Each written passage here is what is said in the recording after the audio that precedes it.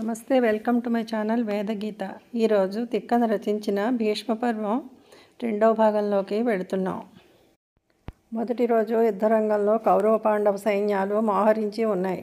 కౌరవ సైన్యానికి భీష్ముడు సేనాధ్యక్షుడు, పాండవ సైన్యానికి దృష్టజుమ్నుడు సేనాధ్యక్షుడు.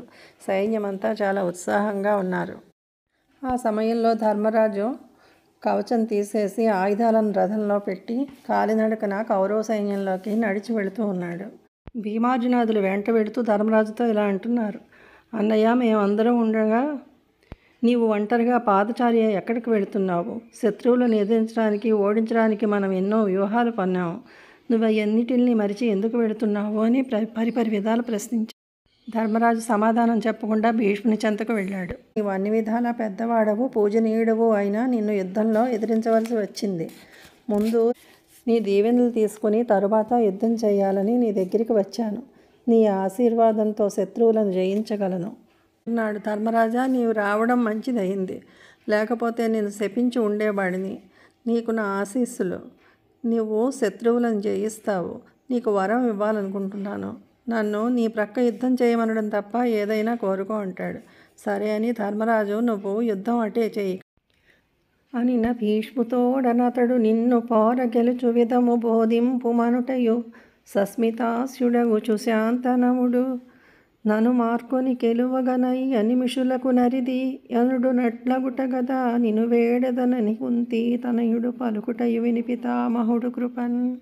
నా చేతిలో బాణం ఉండగా దేవతలు కూడా నన్ను జయించలేరు.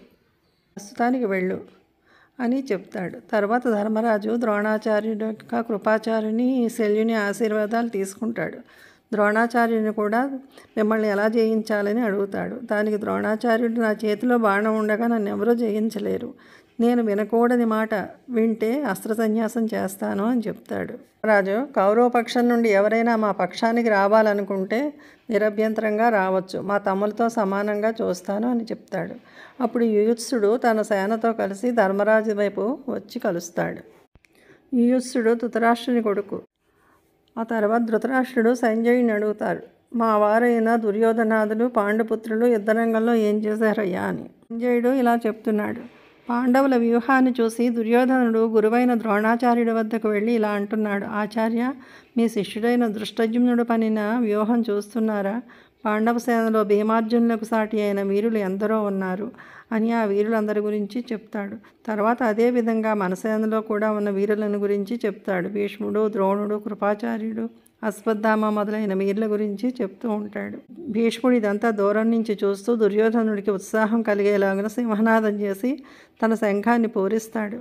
ఆ వెంటనే కౌరవ సైన్యంలో ఉన్న ప్రముఖులంతా తమ తమ శంఖాలను ఊదుతారు. కృష్ణార్జునులు తమ శంఖాలైన పాంచజన్యము, దేవదత్తాలనే వాటిని ఊదుతారు.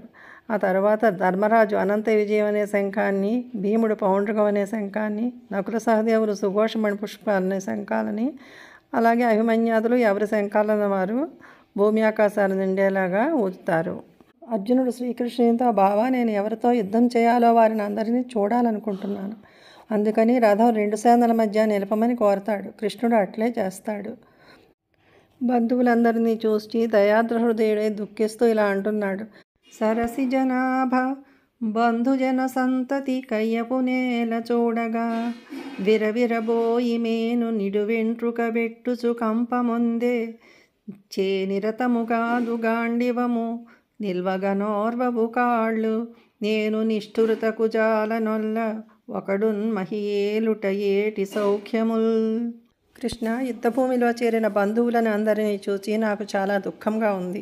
శరీరం విడిపోయినట్లు అయి గగుర్పాటు కలిగింది. గాంధీవం చేతిలో నుండి జారిపోతుంది. కాళ్ళు నిలవడం లేదు.